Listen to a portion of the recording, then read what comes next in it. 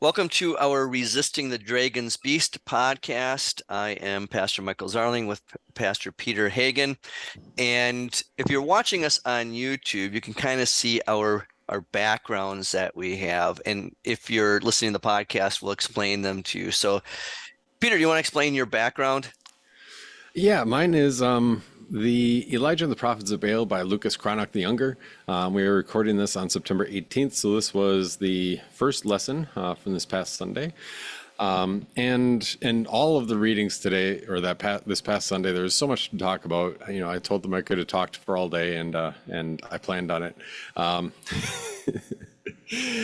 But just the idea of, who is it that we actually worship? Because God said that there were 7,000 people in the nation of Israel who had not bowed the knee to Baal.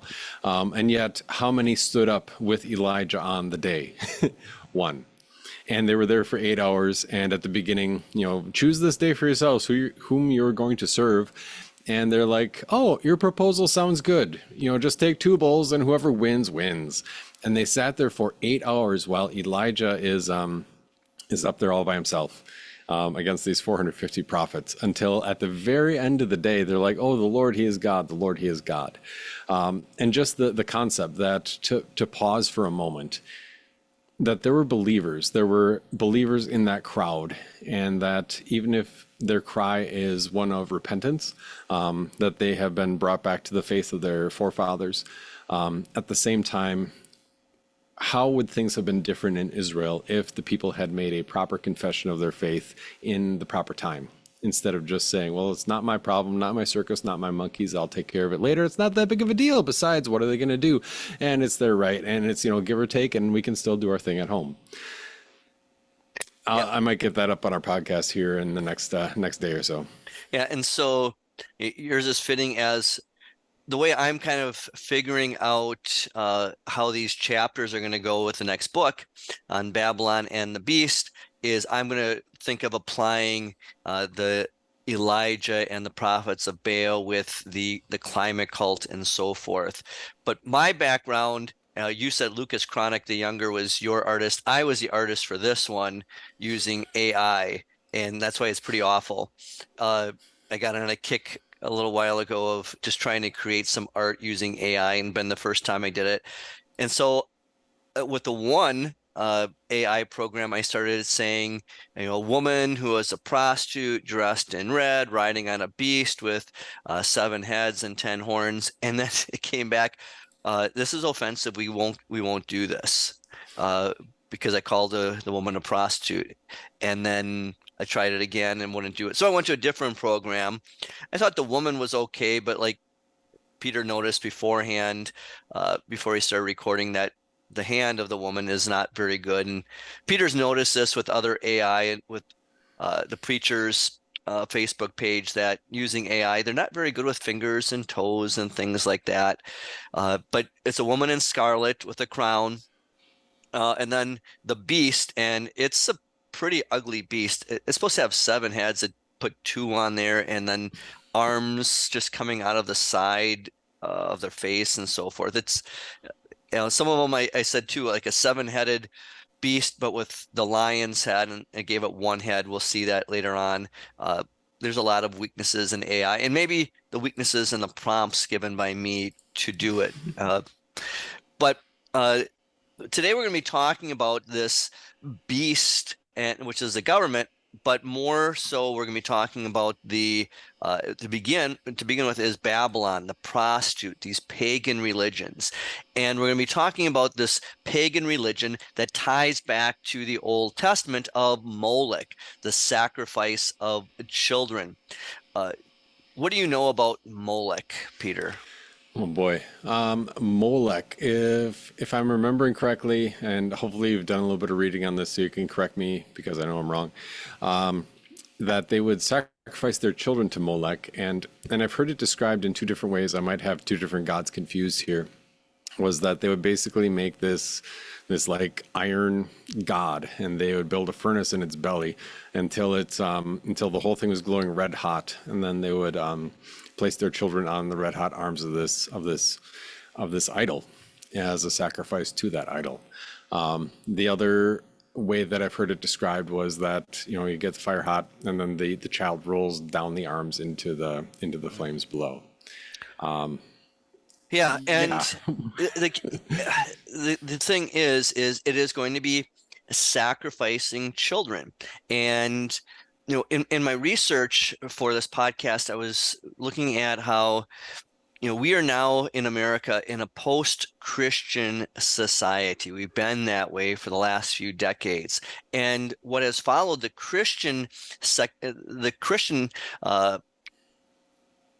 the Christianity of our nation has been secularism, atheism and agnosticism and so forth, scientism. But people are spiritual. They're not going to stay atheistic and secularistic for long. They're going to start worshiping something. And so, if they're not going to worship the true God, monotheism, one God, they're going to return to the polytheism, many gods, the pluralism of the Old Testament and so forth, the pagan gods. And that's what we see today of what we could talk about neo-paganism. And that this religion then is going to be the same thing because the devil is a one-trick pony. You'll hear me say that a lot. And so he's not super creative, but he knows what works. And he knows that the paganism that he saw in the Old Testament and that you see in Greek and Roman mythology and also throughout the world. And as you were describing the sacrifice of children to Molech, it's really no different than the sacrifice of children that Pharaoh had for the children of Israel. And then, that they were supposed to sacrifice their sons and then kill them off. And it's no different than the Aztecs and the Mayans and so forth, where you would see these big like pyramids, except in Central and South America and so forth, and you'd see the crushed skulls and the burned bones and so forth of children. It's no different, just several thousand years later and in a different place. Yeah, and at some point, we have to get past the idea that you can just give something a facade of medicine and say this is medical, and it's beyond your pay grade, it's beyond your education. You don't have the white coat, and the person in the white coat tells you what is best for your body, or will just take out this medical procedure. That we have to rewind and strip away all those lies for what they are. And that's a totally different category. And this is part of the terminology where even today, if a couple has a miscarriage, in medical terms, in the way it's noted in the chart it's noted as a spontaneous abortion. The term abortion is extremely inflammatory, and then to call it a spontaneous abortion, what they mean is that the body, for whatever reason, or the child, that developing child, for whatever reason, did not cooperate, and were not able to carry that child to term, and so the body spontaneously had a miscarriage. If you've been there, you know that it is a very trying thing. And so I think number one, there's that terminology thing that says, oh, but your body does this automatically. You hear about the different arguments. Well, Christian, if you say that your God doesn't want this to happen, then why do miscarriages happen? So there's a couple of red herrings. I think that would be the big one. We'll come around to that again, I think. And then the other idea is that, what Mike had said, that we're living in what he called a post-Christian society. So this is like modernism is the age of reason. You look to the text and you look to human reason. And so you work from a text and you work from human reason. Postmodernism isn't reason, it's primarily emotion. So modernism says we can find truth out there, and then we can discover truth through thinking about it and our insight thereof. Postmodernism says the only truth that I have, the only truth that really matters, the only truth that is truly true is the truth in my heart. Postmodernism is unique to the individual heart. Now, in postmodernism, whatever we're at now, maybe we're switching back and forth to something else, kind of swings like a pendulum. In postmodernism, and it was also true in postmodernism, the main thing isn't the idea that, what's true for you is good for you, what's true for me is good for me. The main mover and shaker in postmodernism and also today is power. Mm-hmm. That postmodernism was all about, well, you can believe what you want, but eventually I'll have the power to enforce my will on you. And now we are beyond that, and that's kind of a scary thing. And so in that sense, abortion is it was already admitted 50 years ago when they were parroting the lie of safe, legal, and rare. Well, first of all, it's never safe, but parroting the lie of safe, legal, and rare. And the head of, the National Organization of Women, I think, came out and said, we know it's a child, but the point is that we get to exercise our authority. We get to exercise power against this child, that we are the ones who are in charge. Oh, Peter, you're just stealing all of my good bullet points. That's good. So talking about all truth, off the top of my head. Yeah. I have notes, and then you're just going off the top of your head, is we're talking about truth. So here, one of the things that we want to do in the podcast, but also in the book, is give you, who's listening to this, lay people and pastors, some tips, some skills to go out and challenge people. And one of the things you can challenge people is, like Peter said, that people don't want to believe in truth. They're very much like the Neo-Pilots of today. What is truth? And they say there is no absolute truth. And yet, what do they want to do? They want to shut down X and Elon Musk for misinformation and disinformation. They want to say the same thing about conservatives or Christians or whatever. And you have to challenge them. Say, if they're going to say this is misinformation or this is disinformation, say, how do you know? What is truth? Because they has to have an absolute truth for them to be able to say, well, this is no longer true. So challenge them on that. And then secondly, as you were saying with power, I think that's the big thing we want to talk about as we're talking about Molech and the Neo-Paganism of today with abortion, is the gods of the paganism of the Old Testament. They did talk about the afterlife, but it was more about this life, the present. There was more a general fear of the immediate people and getting their gods to work for them. Like you said, it was all about power. And so abortion then is about power. It's that power of life and death, of abortion and euthanasia. It is the power of the strong mothers over the weak babies. It is the power of the strong children over their elderly parents. And I was going to quote the same thing you did of, that doctor, and I use air quotes, doctor, because he's really a murderer, it's no longer a clump of cells. Everyone knows this is a child, and they have no fear, no guilt in murdering this child because it's all about power. Definitely. And I think at least having that as a starting point totally shifts the discussion from whether or not we should legalize this to the greater question of why. Why do we have this, and why are we talking about it in terms as if it were the removal of a mole or a cyst from the body? Because those in power exercise their most power when they pretend they don't have the power. The same is true. The same is true in even in temptation, that those who are most under the control of Satan, from our human perception, are those who think that they are in control of their own lives. But the minute that somebody starts going through Bible information classes at church, the minute that somebody commits to saying, you know what, I'm going to wake up to go to church every single Sunday, and I want to read my Bible. Maybe you've had this experience, Mike, where that new, prospective member, that new prospect, that sheep that Jesus has found, all of a sudden is like, Pastor, I got a flat tire, my transmission went out, and my kid just broke their arm, and my spouse was just diagnosed with cancer. What's going on?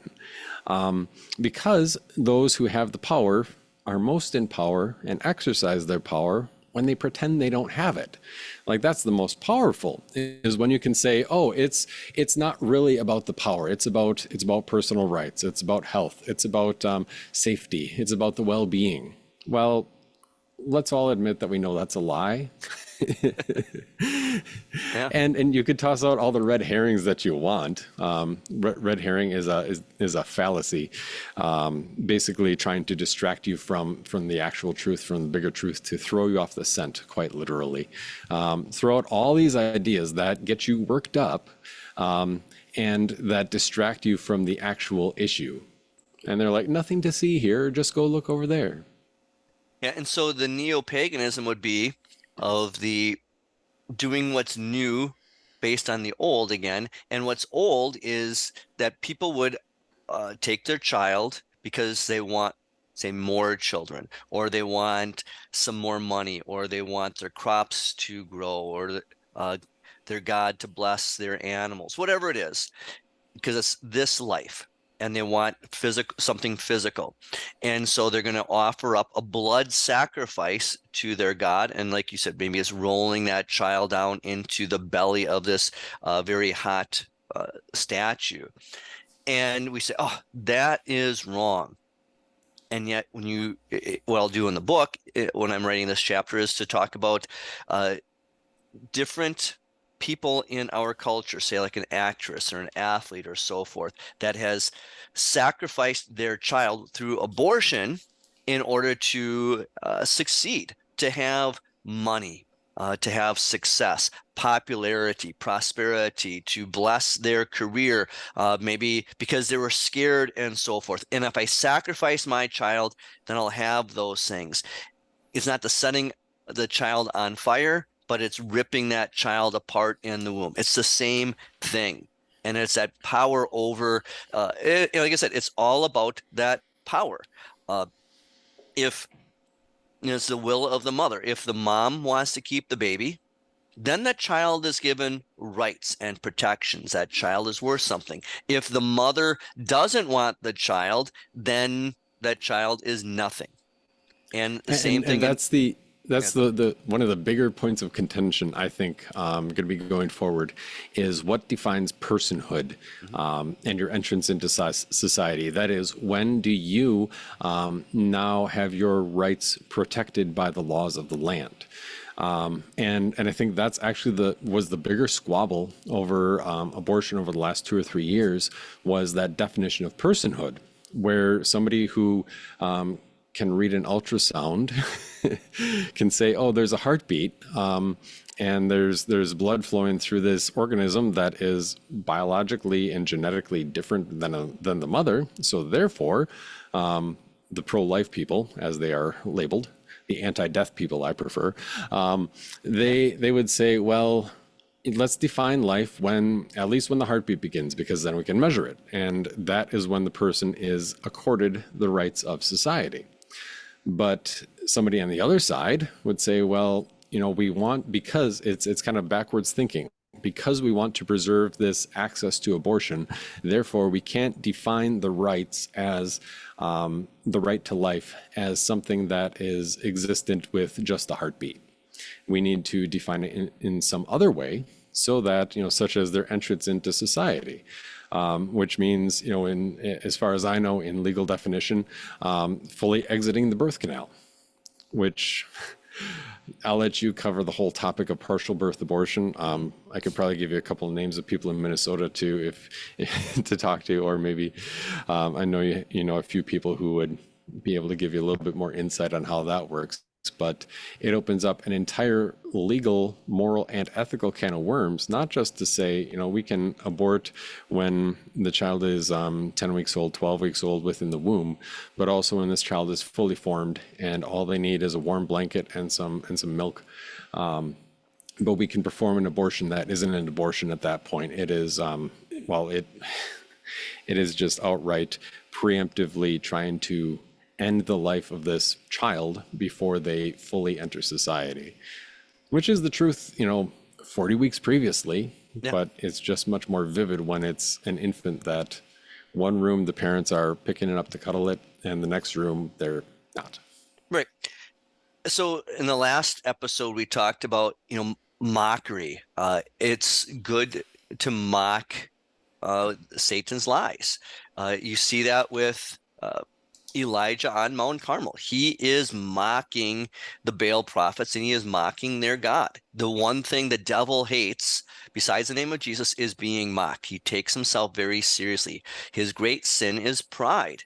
And so mock him and then mock the lies of others. And I mentioned, the Babylon Bee is something like that. That is taking something that is true and then mocking it to show where the devil is coming out.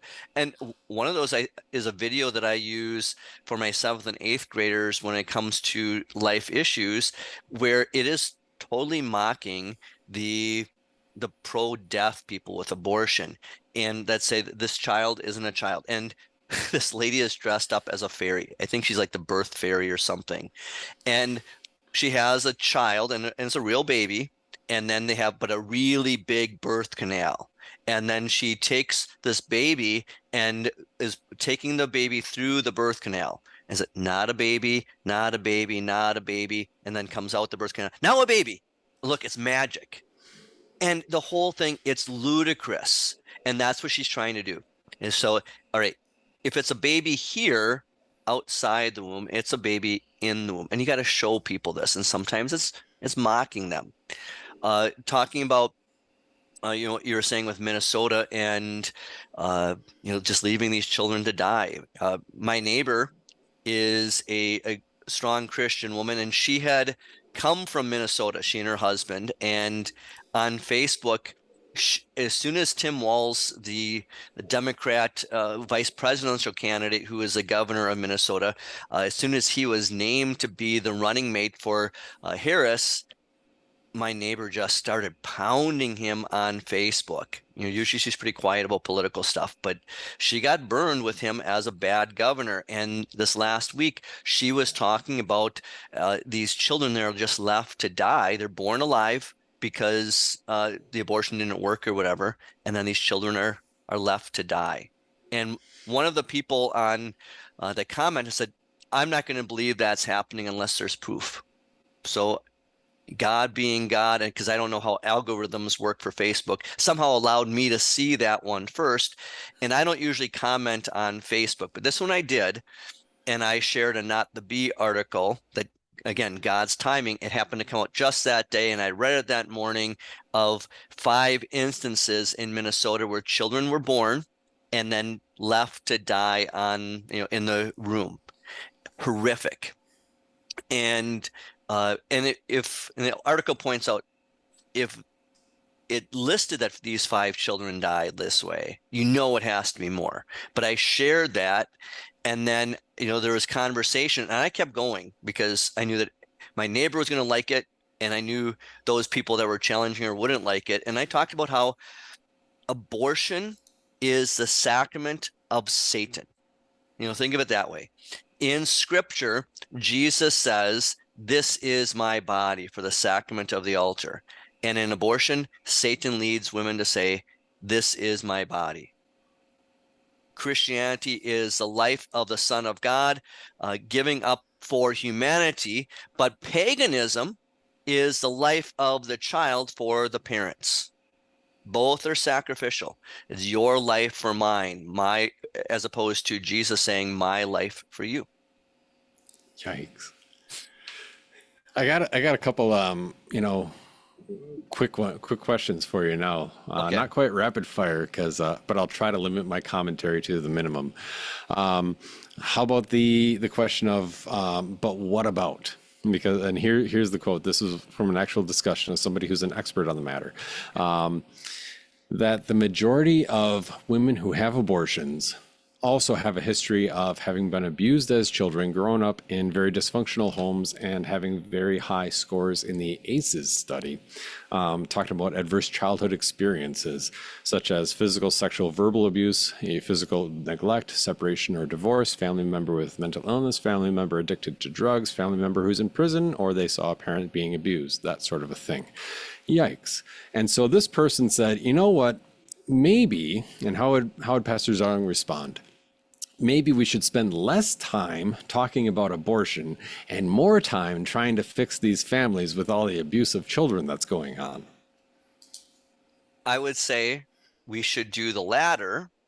And so one of the ways to fix that is having a dad in the house, having a husband, and that will help. But also, then I would say one sin does not make up for the other sin.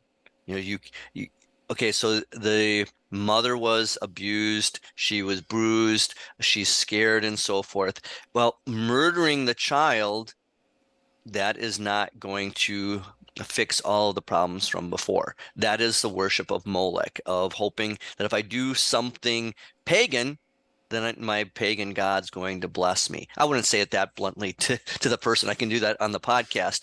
But I would say that child is not did not deserve the kind of punishment you're going to give him or her by killing him or her. What we need to do as a government is then to say, all right, if this lady was raped and therefore that's how this child was born, then let's go after the rapist and let's go and catch him. And then let's set up a government where he's found guilty and then he is executed, because we don't execute rapists. They're talking about doing that in Florida. There is justice. So the justice is not in killing the child. The justice is in catching and prosecuting, and then whether life in prison or execution of the rapist. That will help. That's where I would say. All right. Excellent. Cool. Good start. How about the next one? Somebody, hypothetical is listening and says, "Oh my goodness, I never thought of it like this, and this is really striking and shocking." And I never told my parents, but she says, "I had an abortion when I was 17, and she just walked in and to church. She came to church at your church this past Sunday, and she said afterward, I need to talk to you, Pastor Zarling." Where do you go from there with somebody who says, "I've been there, and this is what I did, and now I see in hindsight"? Yeah. So this will seem like I'm getting off topic. I'm not going to be like the presidential candidates, so don't really answer the question. Fact check. Yeah, I will answer the question, but there was a discussion on Facebook recently. I know you saw it, Peter, about whether pastors should talk about political things from the pulpit. And I've just been so busy, I haven't been able to respond, because I really want to respond, especially when we listen to what Paul said last week in Ephesians 6, which was the second lesson, that our fight is not against flesh and blood, but against the principalities and the powers of the spiritual realm. I think people and pastors think there's like a neutral realm. There isn't. It's either godly or demonic. And so we shouldn't be talking about right versus left. We should be talking about what is according to God's will and what is according to Satan's will. What is being promoted by the Babylon and the beast and Satan behind them, and what is being promoted by Jesus Christ, the Spirit, and God the Father. And so the reason I bring that up is maybe as pastors, we shouldn't be talking about so much hammering on abortion and euthanasia and transgenderism and homosexuality from the pulpit, because maybe there's someone in the congregation that's there for the first time, or maybe they've been a member a long time and you don't know if they've had an abortion or they struggle with homosexuality and so forth. Those are topics I think we should be talking about, but maybe more in Bible study where there's a give and take. And so maybe we have to be very careful about the way we talk about these things, but not refrain from talking about them, so that that woman hears you talking about abortion and comes down hard on them being murderers, and then she's not going to talk to you afterwards. But when she comes and talks to you, to let her know that what happened and what she did was a sin, but Jesus Christ took even that sin on the cross, that he, even though you gave up the life of your child for whatever reason, maybe you were scared or abused, Jesus Christ gave up his life both for that child and for you. I don't know. How would you expand on that, Peter? Well, I would be an associate to Mike Zarling, and I'd say you should talk to that guy. He wrote the chapter. He wrote the chapter. No, But this is good. I hadn't yeah, yeah. thought of it this way for the book.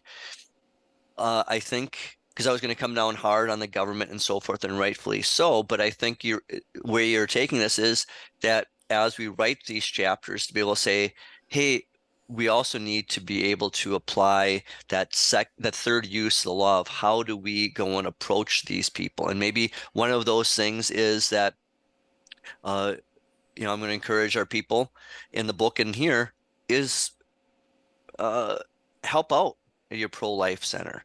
Donate money to them. Go buy diapers and baby bottles and those kind of things. Maybe your church does it.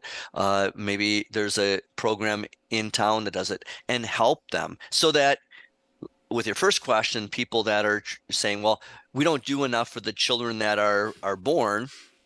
Well, Hmm. well, then you can say, oh, but this is what I do for those that are born and unwanted. And then you can say, but what about you? What are you doing?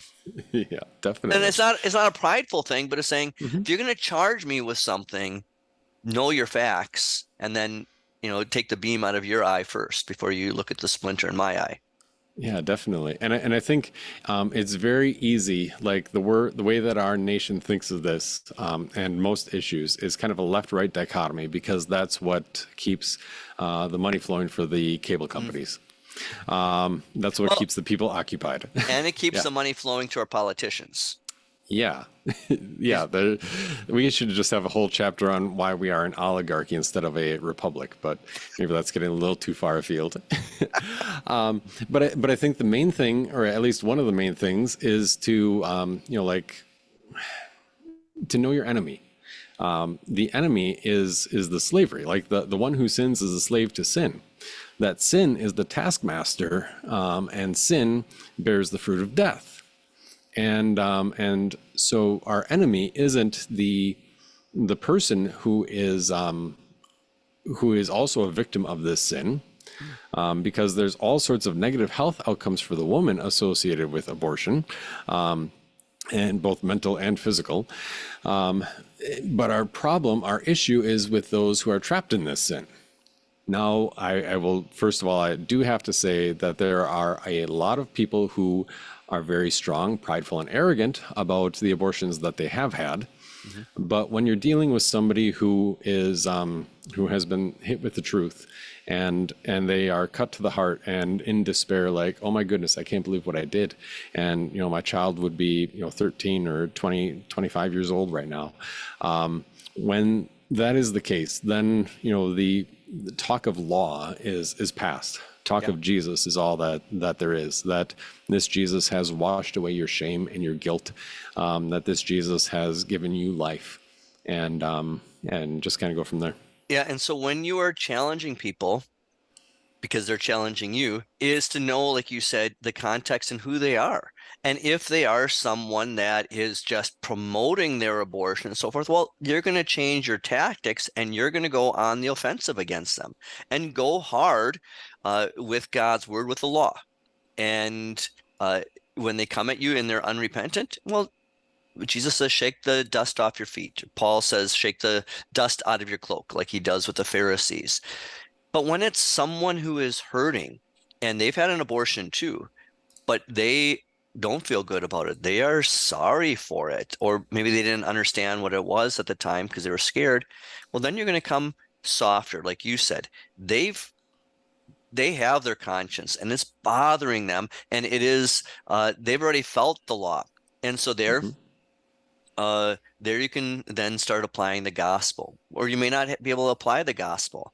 And you know, what you're talking about reminds me of a conversation I had.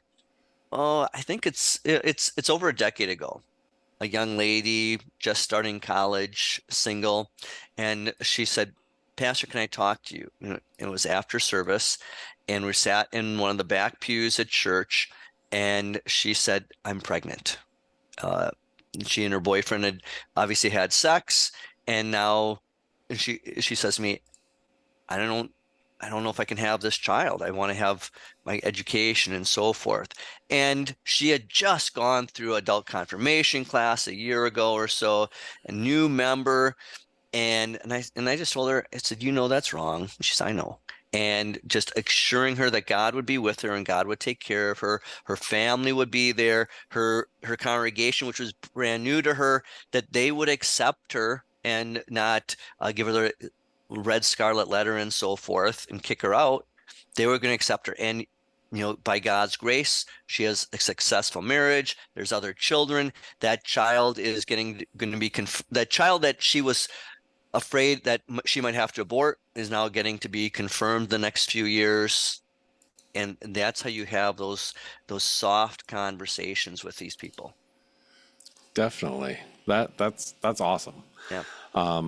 Because then you're not just talking about how Jesus changed one life, but also two, and now an entire family from there. I like the way that you touched on this other one before. The next one I had was that you can't oppose abortion if you don't adopt a child.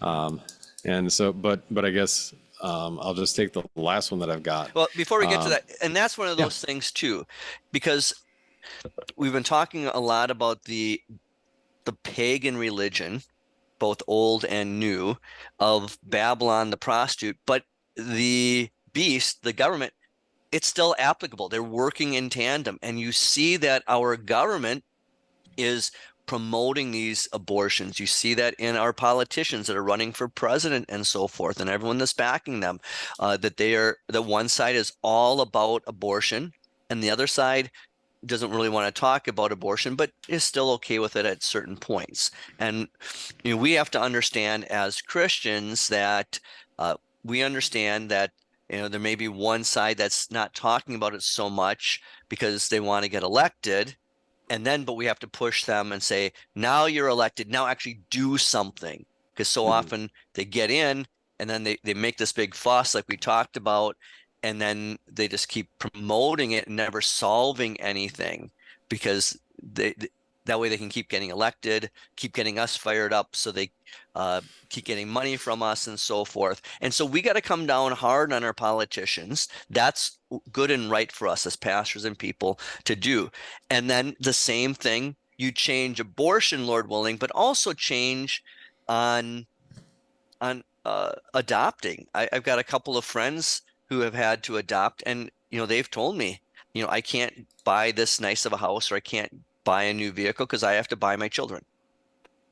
It sounds crass, and it's like $50,000 to adopt a child. It is not inexpensive. And when I've talked to them about, I know some of our families in our church have done this, where they've done foster care. So they're getting paid from the government to take care of these children, and then they can adopt that child for free. But the difficulty is you may not ever get to adopt that child.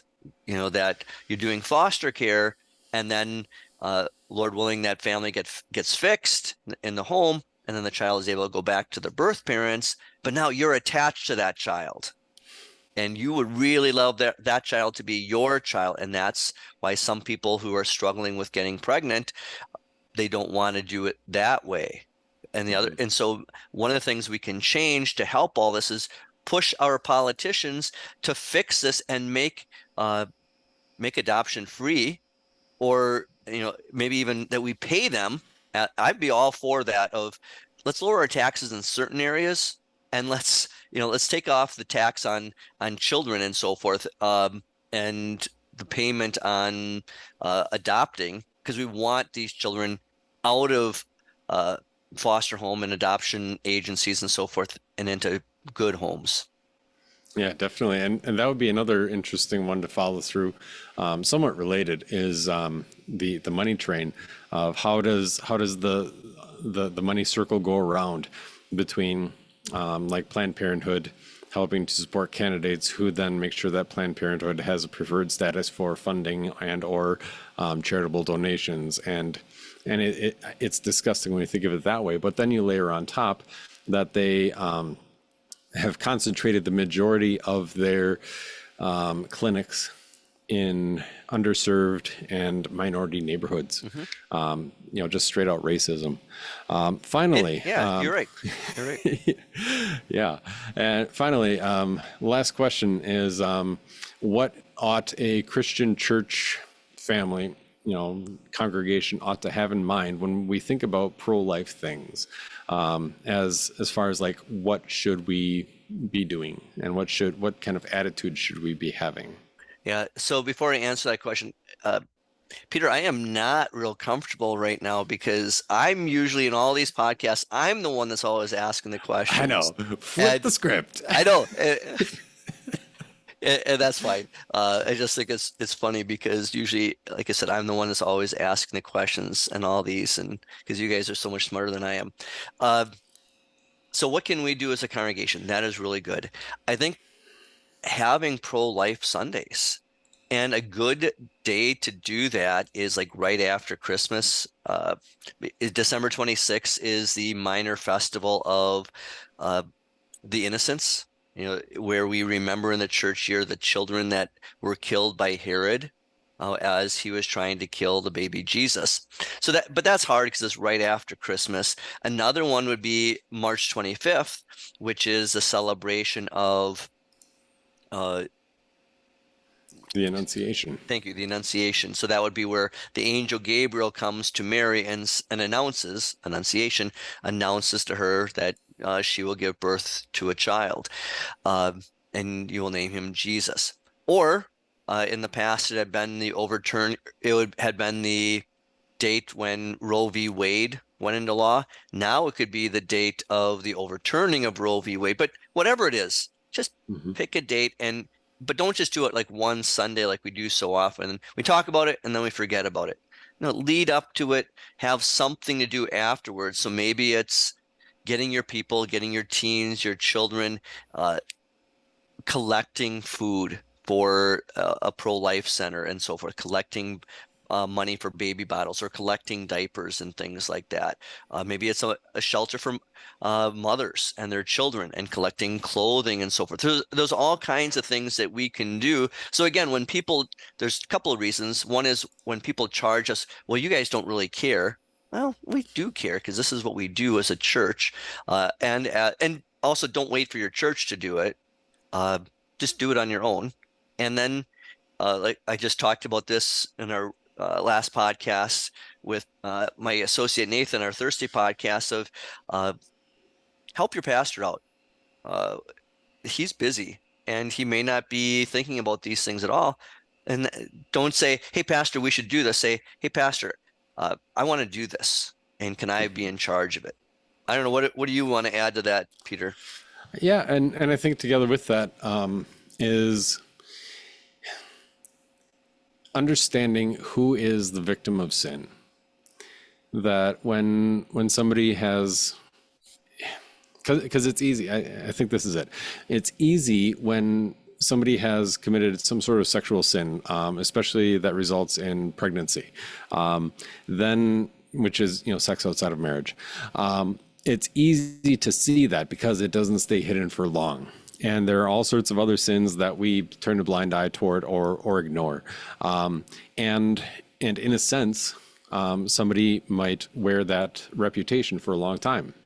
I was just talking with somebody from that I've known for a long time back in Wisconsin, and it's still referred to somebody who had a child when she was 16 or 17, and the child is like in his 40s now, and it's like, come on, let's get over this. Let's not parrot the gossip as though we are so much superior to that, and that person now has to wear the red letter A, but at the same time we'll talk to them about forgiveness. No, I think to me the biggest issue is gossip within churches, because that will absolutely destroy the good that God wants to create.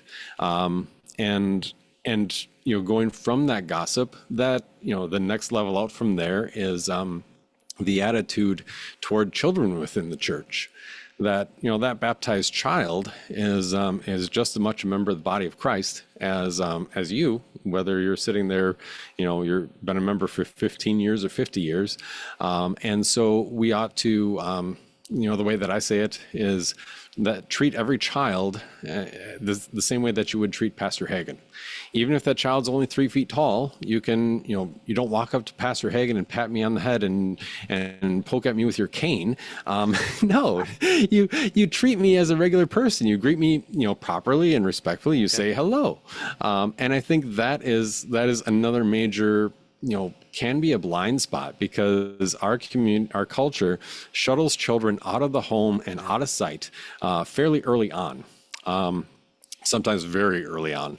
And so we as a Christian church ought to be different, to say, you know what, the whole book of Ephesians is about God's call to warfare. It starts out in chapter 1, where this is what you were made, this is what you've been declared, culminating to chapter 5, this is how being different from the world plays out. And then chapter 6, now get yourself ready for battle, because now it's time. Yeah. All right. And and don't talk about children being the future of the church. They are the present also, just like the rest of us. We're going to wrap it up. We're going to wrap it up here. And Lord willing, the next time we meet, we're going to be talking about Asherah, of the paganism of the Old Testament, and then applying it to Neo-Paganism. And there we're going to see all the deviant sexuality. And then again, as we're talking about this, as we're looking forward to writing the book, of not just complaining about all these things and pointing them out, which is important, but then what can we do about them? So Lord willing, we'll see you all next time.